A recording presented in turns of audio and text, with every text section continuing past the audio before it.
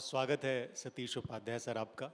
एक गुलजार साहब से माफ़ी के साथ मैं आपसे एक उनकी नज़्म है जिसका मैं एक हिस्सा पढ़ना चाहता हूँ कि हर एक सांस में दिल्ली वाले याद करते हैं आपको, मगर ये धुआं उगलते साइलेंसर जब सांसों को मसलते हैं तो नील पड़ जाता है इन सांसों पे।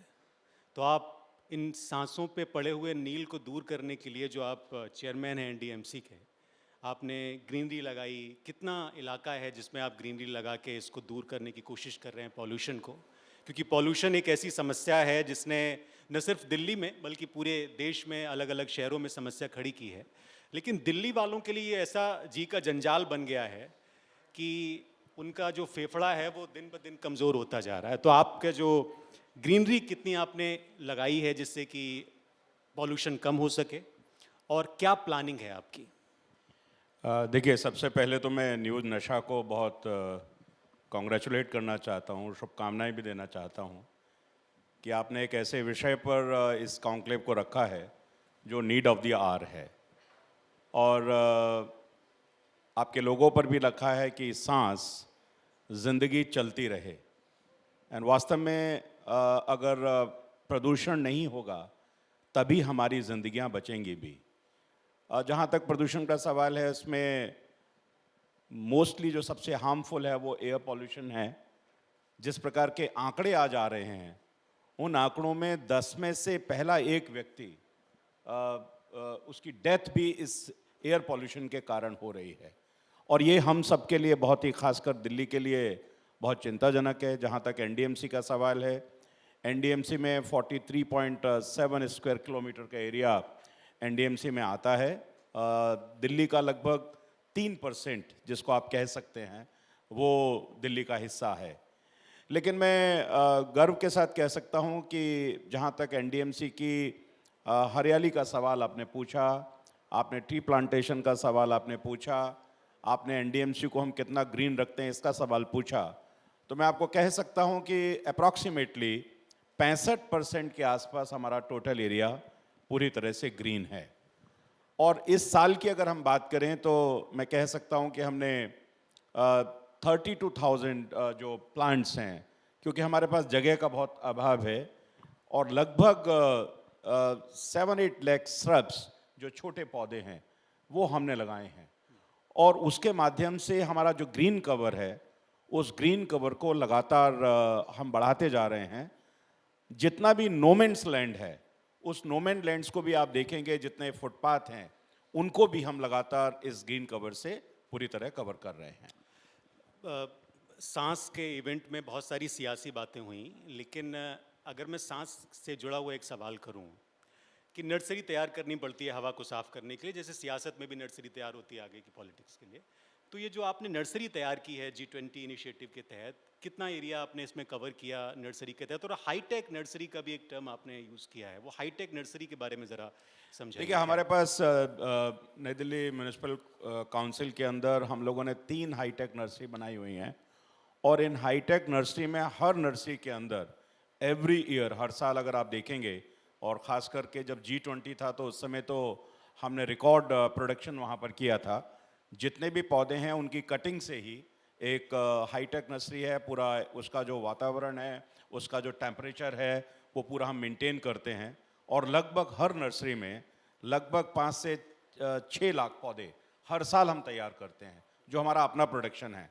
और उसी प्रोडक्शन से वो जितनी भी ग्रीनरी है उसको हम क्रिएट करते हैं। हमको कहीं से भी इन पौधों को खरीदने की ज़रूरत नहीं पड़ती, हमारा अपना ही प्रोडक्शन हो जाता है और उससे ग्रीनरी लगातार बढ़ती रहती है। एनडीएमसी ने स्कूल ऑफ गार्डनिंग भी शुरू किया है अभी, इसका क्या कॉन्सेप्ट है? देखिए, स्कूल ऑफ गार्डनिंग, क्योंकि अगर आपको नए नए विधाओं को देखना है, आपको नई टेक्निक्स को देखना है, किस तरीके से आप लोगों को बता सकते हैं, तो हमारा जो स्कूल ऑफ गार्डनिंग है, उस स्कूल ऑफ गार्डनिंग में चाहे वो डीडीए है, चाहे एमसीडी है, सीपीडब्ल्यूडी है, हम अलग अलग ऑर्गेनाइजेशंस को अपने यहाँ ट्रेनिंग देते हैं कि आप क्योंकि पौधे अल्टीमेटली एक बच्चे की तरह से हैं। उन पौधों को नरिश करने के लिए उनको किस तरह का एनवायरनमेंट चाहिए, कब उनको पानी की आवश्यकता है, कहीं एक्सेस वाटर तो नहीं है, तो अलग अलग तरह की ट्रेनिंग हम देते हैं। इतना ही नहीं, इन ऑर्गेनाइजेशन के साथ साथ जितने भी RWAs हैं उनके लोग भी हमारे पास आकर के उस स्कूल ऑफ गार्डनिंग में अलग अलग तरह की ट्रेनिंग लेते हैं। हमारे जो स्कूल के बच्चे हैं वो बच्चे भी आकर के वहाँ इस तरह की ट्रेनिंग लगातार हम देते हैं, जिससे कि एक बिल्कुल टेक्निकल तरीके से आप उसको ठीक से पौधों के रख रख सकें। ट्यूलिप भी आपने कहीं लगवाए हैं दिल्ली में, दिल्ली को खूबसूरत, उसमें एनडीएमसी का क्या इनिशिएट है? देखिए ट्यूलिप पिछले 4-5 साल से हम दिल्ली में, आप हॉलैंड में, नीदरलैंड में ट्यूलिप आप देखते हैं, और दिल्ली में लगातार एनडीएमसी ने ये स्टार्ट किया कि पिछले साल हमने लगभग 1.5 लाख के आसपास ट्यूलिप हमने लगाए थे, और इस बार एनडीएमसी लगभग 2 लाख ये बल्ब हम इंपोर्ट करते हैं, और ट्यूलिप आप पूरे एनडीएमसी एरिया में आपको इस बार ट्यूलिप लगे दिखाई देंगे। हमने, जहाँ आप स्कूल ऑफ गार्डनिंग की बात कर रहे थे, हम लगातार रिसर्च भी करते रहते हैं, क्योंकि ये बल्ब ट्यूलिप की हमको हॉलैंड से मंगानी होती है, कंडीशंस आती हैं, उनको पर्टिकुलर टेम्परेचर में आपको रखना पड़ता है, उनको क्वारंटाइन करना पड़ता है। अभी जो हमारी ट्यूलिप बॉम्बे एयरपोर्ट पर आई हैं उनको क्वारंटाइन किया हुआ है, उसमें किसी प्रकार का फंगस तो नहीं है, ये हम देखते हैं। इतना ही नहीं, अब अगली बार से हमारी जो R&D टीम है, रिसर्च टीम है, वो ट्यूलिप की बल्ब को अपने यहाँ पर रखने का काम कर रही है, और एक्सपेरिमेंट चल रहा है कि हम किस तरीके से हर बार हमको इंपोर्ट ना करना पड़े। हमारी जो हाईटेक नर्सरी है वहाँ पर भी उसको हम विकसित करने का और उसको रखने का प्रयास कर रहे हैं, जिससे कि ये ट्यूलिप अगली बार भी हमको काम आ सके। बहुत हाईटेक चीज़ें हो रही हैं, पेड़ों को बचाने के लिए भी कोशिश है कि पेड़ लगाए जाते हैं। अभी गडकरी साहब आए थे, उन्होंने भी बताया कि जो ज़्यादा कार्बन डाइऑक्साइड पेड़ लेते हैं उनको हम लगा रहे हैं हाईवेज़ के किनारे। दिल्ली में भी आपने लोधी रोड पे एक प्रोजेक्ट शुरू किया, QR वगैरह लगाया आपने, और उससे पेड़ के बारे में जान सकते हैं। ये सक्सेसफुल रहा है प्रोजेक्ट? किस तरह का ये प्रोजेक्ट है आपका? नहीं, हमने ये पूरी तरह से खाली लोधी रोड में नहीं, पूरे एनडीएमसी एरिया में हमने एक तो जो पेड़ हैं उनके सेंसेस, और सभी पर हमने QR कोड भी लगाया है। आप अपने मोबाइल से जाकर के उस पेड़ के बारे में, उसकी लाइफ कितनी है, किस प्रकार का है, क्या उसमें फल है, उससे क्या क्या आपको फ़ायदे हो सकते हैं, तो आप पूरा जाएंगे तो पूरी डिटेलिंग आपको उस QR कोड के माध्यम से मिल जाएगी। लगभग 4000 ऐसे बड़े प्लांट हैं जिनको हमने QR कोड लगाया है, और बाकी सारी की सारी ट्री सेंसेस भी हम पूरी तरह से कर रहे हैं, क्योंकि बहुत सारे ऐसे ऐतिहासिक वृक्ष हैं, पौधे हैं, बड़े हैं, जिनको सहेज कर और संभाल कर रखने की आवश्यकता है। ये एक सीवेज ट्रीटमेंट के लिए भी एनडीएमसी ने कुछ किया है।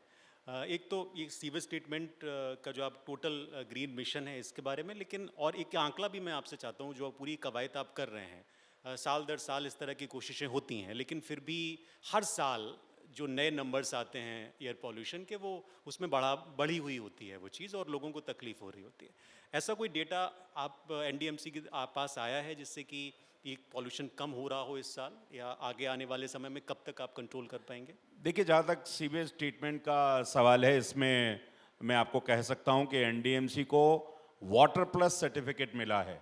पहला ऐसा स्थानीय निकाय है जिसको वाटर प्लस सर्टिफिकेट मिला, और वाटर प्लस सर्टिफिकेट मिलने का कारण ये है कि हम अपने यहाँ 100% जो पानी है, जो पॉल्यूटेड वाटर है या सीवरेज वाटर है, उसको हम अपने यहाँ यूटिलाइज करते हैं। हमने 5 एसटीपी प्लांट लगाए हुए हैं। जैसे अगर आप लोधी रोड में जाएंगे गार्डन में, या नेहरू पार्क में जाएंगे, तो 50% हमारी जो ग्रीनरी है वो मेंटेन होती है। जितने पार्कों में पानी लगता है वो सीवेज वाटर को ट्रीट करके ही एसटीपी प्लांट के थ्रू हम अपने यहाँ इसको ग्रीनरी देते हैं, जिससे कि वाटर पॉल्यूशन और यमुना मैली ना हो, यमुना को हम गंदा ना करें। उसके लिए एनडीएमसी लगातार इसके लिए कार्य करती है, और इसमें हमको सफलता भी मिली है। यमुना का आपने जिक्र किया, ये थोड़ा सा इस तरह का सवाल, क्योंकि यमुना को लेकर भी यहाँ दिल्ली सरकार भी कवायद कोशिश करती रही है, और आप एनडीएमसी आप जो बता रहे हैं आपने किया, लेकिन फिर भी यमुना की भी स्थिति इस बार आपको लग रहा है कि बेहतर हुई है थोड़ी पहले की अपेक्षा? नहीं, यमुना तो चूँकि आज जो सरकार दिल्ली में है, दिल्ली का दुर्भाग्य है, जिसके कारण से यमुना इतनी ज़्यादा प्रदूषित है, वो एक काले नाले की तरह आपको दिखाई देती है। आप उसमें पानी भी हाथ में नहीं ले सकते हैं। जो जिसकी रिस्पॉन्सिबिलिटी है, ये सरकार की रिस्पॉन्सिबिलिटी है। हज़ारों करोड़ रुपए सेंट्रल गवर्नमेंट ने इस दिल्ली सरकार को दिया, लेकिन कभी भी दिल्ली सरकार ने ईमानदारी से यमुना के प्रदूषण को, यमुना के पॉल्यूशन को साफ करने के लिए कुछ किया नहीं। और हर बार अगर आप स्टेटमेंट देखेंगे 2015 में दिल्ली की सरकार बनी थी, दिल्ली के मुख्यमंत्री बने थे और शायद कुछ पत्रकार भी यहाँ पर होंगे। हर बार पत्रकारों को उन्होंने कहा कि हर साल मैं यमुना में जाकर के आपको डुबकी लगवा दूंगा, लेकिन हर बार उनका जो टारगेट है 2015 से 2016, 2016 से 2017, 17 से 18, अब शायद वो 25 की बात कर रहे हैं। तो सरकार, I think this is the first government जिसे मैं कह सकता हूँ this government is without governance, और इसलिए इसमें गवर्नेंस नहीं होने के कारण से पॉल्यूशन, यमुना का पॉल्यूशन बहुत तेजी से बढ़ा है। ग्रीन ऑर्गेनिक मैन्योर जो आपका है उसमें आपने लोगों को भी इन्वॉल्व किया है, वो किस तरह से काम कर रहा है? देखिए, हमने कहा ना कि हमको एनडीएमसी एक पूरे निकायों में अपने आप में एक उदाहरण प्रस्तुत करने वाला है। हमारे यहाँ जो ग्रीन वेस्ट है, उस ग्रीन वेस्ट को हम, जो हमारा मैन्योर है, 50% हमको परचेज नहीं करना पड़ता, हम अपने यहाँ ही उसका प्रोडक्शन कर लेते हैं और उस प्रोडक्शन को करके उसका यूटिलाइजेशन, हमारी जो 65% जो ग्रीनरी है उस ग्रीन कवर को बढ़ाने का काम हम अपने ही प्रोडक्शन के माध्यम से करते हैं। तो ये एनडीएमसी सांस को लेके बहुत सारा काम कर रही है, सांस लोगों की बेहतर हो, लोग आसानी से सांस ले पाएँ। लेकिन अभी मैं एक इंटरव्यू देख रहा था एम्स के डॉक्टर का, तो उन्होंने पिछले कुछ महीनों में कुछ रिसर्च किया जिसमें दिल्ली वालों के फेफड़ों पे रिसर्च था, वो काले पड़ गए हैं गुलाबी से। तो आप एनडीएमसी की जो कवायद है वो उन काले पड़ते हुए फेफड़ों को गुलाबी कब तक कर पाएगी? ये थोड़ा सा, ये लोग बैठे हुए हैं, इनको देखिए, अंदाजा लग जाए। एनडीएमसी का जहाँ तक सवाल है, हम बहुत ईमानदारी से काम करते हैं। देश के प्रधानमंत्री माननीय मोदी जी का जो मिशन है इस वातावरण को स्वच्छ करने का, उसके लिए हमने 65% जो ग्रीन कवर है हमारा, वो लगातार हम बढ़ा रहे हैं, उस ग्रीन कवर को भी बढ़ा रहे हैं। हम अपने यहाँ वाटर प्लस सर्टिफिकेट, जितना भी वाटर पॉल्यूशन है उसको हम दूर कर रहे हैं। दूसरा, शहर के अंदर सीएनडी वेस्ट आता है, तो सीएनडी वेस्ट के लिए भी हमने एक साइंटिफिक सॉल्यूशन एनडीएमसी ने निकाला हुआ है, और वो सीएनडी वेस्ट के लिए भी हमने अपने अलग अलग लोकेशंस पर कंटेनर्स रखे हुए हैं। कोई भी कॉमन मैन जाकर उस सीएनडी वेस्ट को वहाँ फ्री ऑफ कॉस्ट कर सकता है, उसका हम प्रयोग कर लेते हैं। 10 पार्टिकल जो हैं वो उसको कम करने का प्रयास करते हैं। इतना ही नहीं, हमारी डोर सर्विसेज भी हैं। अगर आप मकान नया बनाते हैं, डेमोलिशन होता है, तो एनडीएमसी उस पूरे सीएनडी वेस्ट को वहाँ से ले सकती है। हमने लगभग 25 लाख रुपए की इनकम हमारी इन चालान के माध्यम से हुई है, और इसलिए हम ये चाहते हैं कि एनडीएमसी में आप जब भी जाएंगे तो आपको हमेशा ग्रीनरी ज़्यादा दिखाई देगी, और उस ग्रीन कवर को हम लगातार बढ़ाने का, जो भी नो मैन्स लैंड है उसको और ग्रीन करने का प्रयास हम कर रहे हैं। ये एंटी स्मोक गन भी है जिसको लाया गया था पॉल्यूशन के लिए, काम करती है? कितनी है आपके पास? एनडीएमसी में एंटी स्मोक गन जो बहुत हाई पावर है, वो ऑलरेडी एक काम कर रही है, और 8 एंटी स्मोक गन इस महीने ही हमारे यहाँ और डिलीवरी आने वाली है, जिसमें और ज़्यादा इफेक्टिव तरीके से उसका काम करेंगे। और ये वाटर टैंकर से जो आप पानी का छिड़काव कराते हैं, वो भी हमारे लगभग, लोगों की शिकायत होती है कि उससे बहुत असर नहीं पड़ता। कितना आप, थोड़ा आपको संख्या बढ़ानी चाहिए, अभी कितनी है आपके पास? नहीं, हमारे पास लगभग अभी 18 टैंकर, हम ये कह सकते हैं कि जो वाटर पानी का जो छिड़काव करते हैं जिससे कि डस्ट पार्टिकल सेटल हो जाएं, उसके लिए लगातार ये टैंकर काम कर रहे हैं, और साइंटिफिक तरीके से उसकी मॉनिटरिंग भी हम करते हैं। और ये जो कंस्ट्रक्शन, चूंकि राजधानी है, कंस्ट्रक्शन होता रहता है, बहुत सारा उससे भी धूल उड़ती है, तो बहुत सारे पर्यावरणविद और जो लोग पर्यावरण के लिए काम कर रहे हैं, वो लोग कहते हैं कि कंस्ट्रक्शन को थोड़ा सा अगर नियंत्रण में रखा जाए या उस पर जो SOPs हैं वो फॉलो किए जाएं, तो उसके लिए भी एनडीएमसी का कुछ खास तरह का अप्रोच है? देखिए, जब तक CND के शहर लिए? रहेगा तब तक कंस्ट्रक्शन होगा, और इसलिए आप कंस्ट्रक्शन को रोक नहीं सकते हैं, लेकिन उसकी SOPs को आपको लोगों को मानना पड़ेगा, लोगों को डिसिप्लिन करना पड़ेगा, और इसलिए सीएनडी वेस्ट के लिए हमने उनको साइंटिफिक सॉल्यूशन दिया है। हम उनको उस सीएनडी वेस्ट को लिफ्ट भी करते हैं, हमने लोकेशंस भी बनाई रखी हैं जिनके ऊपर जियो टैगिंग है, उसके हिसाब से जितना कम से कम उसका जो पॉल्यूशन है उसका उपयोग एनडीएमसी में कम से कम ना हो, इसका ध्यान हम रखते हैं। अभी आपने कहा कि आम आदमी पार्टी की दिल्ली सरकार ने यमुना को लेके बहुत कुछ खास नहीं किया, लेकिन ये जो गार्बेज और हॉर्टिकल्चर ये जलाए जाते हैं, पराली जलाने का जो मामला है, इसके बारे में भी बहुत सारे रिसर्च हैं, लोग अलग अलग तरीके से इसकी बात करते हैं। पंजाब में पराली जलाई जाती है, हरियाणा में, उसको लेकर एनडीएमसी की क्या चिंताएं हैं और आपका क्या प्लान है? क्योंकि देखिए ये भी एक बड़ा मुद्दा है। एनडीएमसी एरिया में जितना भी गार्बेज आप देखेंगे, आपको कहीं भी एनडीएमसी के गार्बेज में धुआं उड़ता हुआ और जलता हुआ नहीं दिखेगा। उसका कारण है कि हम साइंटिफिक तरीके से काम करते हैं, हमारी मॉनिटरिंग टीम्स भी हैं, हमारे लोग भी हैं जो लगातार उनको देखते हैं, और जो भी ऐसा करता है उसको जो भी अनुशासनात्मक कार्रवाई है वो भी करते हैं और चालान भी होते हैं। इसलिए हमारे यहाँ गार्बेज जलने का कोई भी घटनाएं आपको कम से कम एनडीएमसी एरिया में एक भी नहीं मिलेगी। अब मुझे ख़त्म करना है, एक छोटा सा सवाल आखिरी में। एक तो ये कि ये ई बाइसिकलिंग का एक प्रोजेक्ट था और ये मैं बहुत सुनता रहा हूँ, गडकरी साहब भी बता रहे थे कि बहुत सारे इलेक्ट्रॉनिक वाहनों का। क्या अभी आने वाले समय में एनडीएमसी के पास कुछ इस तरह की स्कीम है या योजना है, कार्य योजना है जो नीदरलैंड की तरह दिल्ली को कर दे, जहाँ पर लोग यूरोप में जैसे बहुत सारे मुल्क हैं, ई बाइसिकलिंग आसान हो जाए और पब्लिक ट्रांसपोर्ट बढ़े? कुछ इस तरह की योजना पे भी आप काम कर रहे हैं? आखिरी देखिए, सवाल। दो बातें हैं। एक तो आपने अभी जब आप गार्बेज की बात कर रहे थे, एक और बात मैं आपको बता दूं कि एनडीएमसी केवल ऐसा निकाय है जिसने जितने भी गार्बेज हैं वो अंडरग्राउंड गार्बेज हैं और सभी जियो टैगिंग के साथ हैं, और वो गार्बेज ऑटोमेटिक कलेक्शन उनका है, और कोई भी आपको इसलिए ढलाव फ्री एनडीएमसी आपको दिखाई देती है। जहाँ तक ई बाइक का सवाल है, ई व्हीकल्स का सवाल है, एनडीएमसी में अब जितनी भी व्हीकल्स हम परचेज कर रहे हैं वो हम इलेक्ट्रॉनिक ही कर रहे हैं। एनडीएमसी ने अभी अपने पूरे एनडीएमसी के अंदर 100 चार्जिंग स्टेशन एनडीएमसी के लगाए हैं। 350 ई चार्जिंग स्टेशन हम और लगाने वाले हैं, जिसमें 2 व्हीलर है, 3 व्हीलर है, 4 व्हीलर है, उनको आप वहाँ चार्जिंग कर सकते हैं। इसी के साथ साथ हमारे जो सुपरवाइज़र स्टाफ है उनके लिए भी हम लगभग 100 के आसपास ई बाइक्स जो मॉनिटरिंग करनी है वो गाड़ियों के बजाय इन ई बाइक के साथ साथ मॉनिटरिंग करेंगे। और चूंकि आपने कहा ये अंतिम सवाल है, एक और आपको बता दूं कि हम एनडीएमसी की हर एक्टिविटी को अपने कंट्रोल एंड कमांड सेंटर से मॉनिटर करते हैं। हमारे कंट्रोल एंड कमांड सेंटर में कितना एयर पॉल्यूशन है उसको भी हम देखते हैं, वेहिकुलर ट्रैफिक कितना है उसको भी हम देखते हैं, गार्बेज हमारे कितने गार्बेज लिफ्ट हो गए हैं उनको हम देखते हैं, टैक्स कलेक्शन है उसको भी हम देखते हैं, पार्किंग मैनेजमेंट को भी हम देखते हैं, रोड के मैनेजमेंट को भी देखते हैं।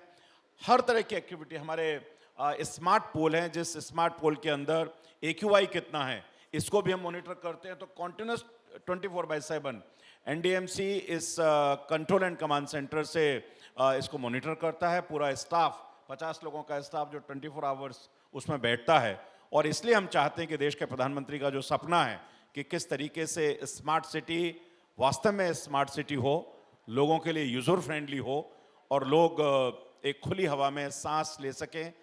जितनी फैसिलिटी हम देख सकते हैं, जो हमारी ऑब्लिगेटरी रिस्पॉन्सिबिलिटी है, चाहे वो स्वच्छता है, चाहे वो स्वास्थ्य है, और चाहे प्राइमरी एजुकेशन है, इन सब के लिए एनडीएमसी लगातार पूरी तरह से 24/7 काम करती है। बहुत शुक्रिया सतीश जी सांस में आने के लिए, और मैं उम्मीद करता हूं कि दिल्ली वाले भी जब अगली बार हम सांस में आपसे मिलेंगे तो उनको और बेहतर होगा। कुछ सवाल आप शायद करना चाहें? एक छोटा सवाल।